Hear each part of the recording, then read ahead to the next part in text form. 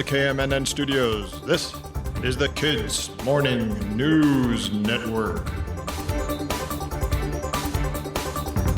Happy Monday, everybody. It's April 22nd, 2024. I'm Alex in the KMNN studio in New York. Happy National Jelly Bean Day.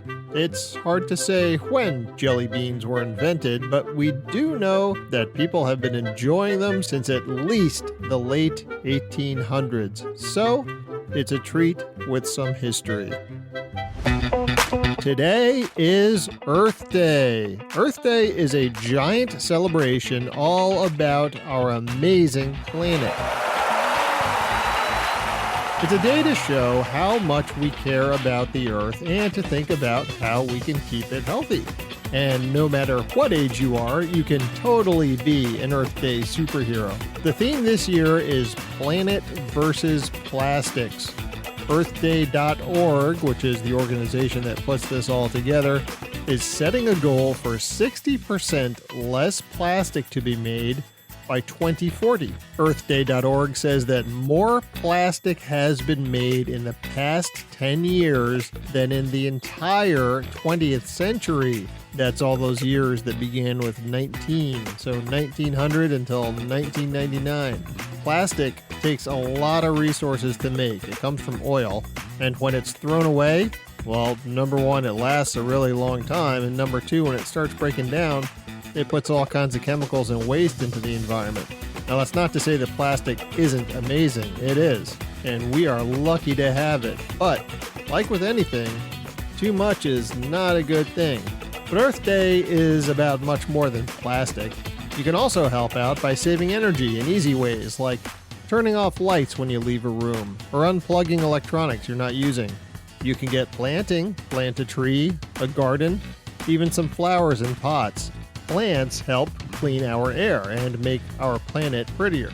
Or you can help out with a community cleanup, getting litter off our streets and out of our parks. If there is no community cleanup where you are, maybe you can help organize one. Earth Day is all about working together to make a positive difference. So get out there and show our planet some love. Woohoo! Yeah!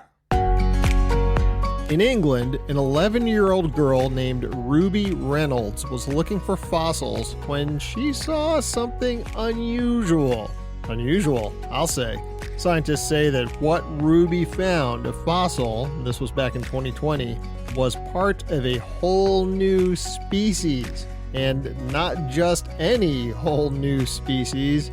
This was the largest reptile ever to swim in the ocean. And it may be the largest creature ever to live on Earth. Way to go, Ruby!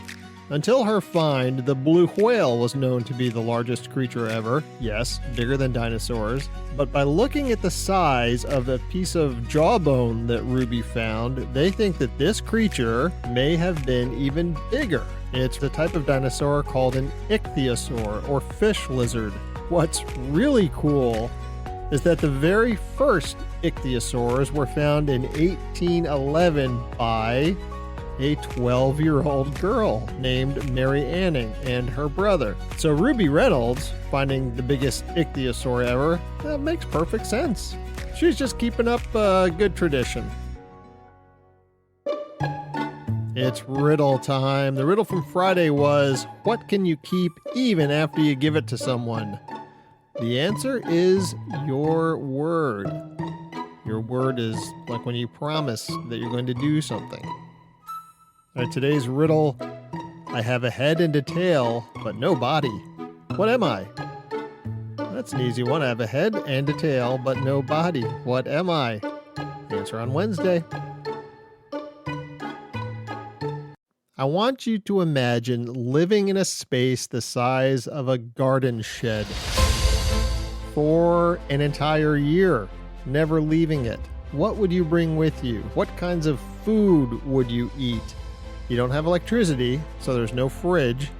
And to top it off, your garden shed never stops moving. And you have to find your way all the way around the world, but you have no landmarks except the stars in the sky. That sounds almost impossible. Well, In 1968, 9 people headed out on something pretty much like what I described. They were each trying to become the first person to sail around the world non-stop all by themselves. And this was before GPS, before cell phones, even before home computers. Certainly nothing like a satellite phone. There were very few satellites at all back then. The race began in June and July of 1968. Racers set off whenever they were ready. One of them was a British man named Robin Knox Johnston. No one thought he would be the one to win, not even him. He didn't have much experience as a sailor. His wooden boat, the Suhaili, was small and not very fast, but he couldn't stop thinking about it. And then he got some time off of work, so he decided to give it a shot. Well, it was on this day, April 22nd, 1969, after 10 months alone at sea, when Robin Knox Johnston sailed back into the harbor in England and became the first person ever to sail by themselves with no help and nonstop all the way around the world. And not only that, he was the only one of the 9 to finish the race. He wrote a great book about it called A World of My Own and included lists of everything he brought with him. So what did he eat? The thing he brought the most of was canned corned beef. 216 cans of it. This is actually not something many people today eat. And even Robin Knox Johnston said the one thing he would have done differently was bring a bigger variety of food. He also brought a library of more than 50 books. Robin Knox Johnston, he is Sir Robin Knox Johnston now, is still alive. He still raced sailboats even when he was 75 years old, and he still owns Suhaili. If you ever want to know what it was like to sail around the world by yourself, just head down to the grocery store, get yourself a couple of cans of corned beef, and hang out in the garden shed.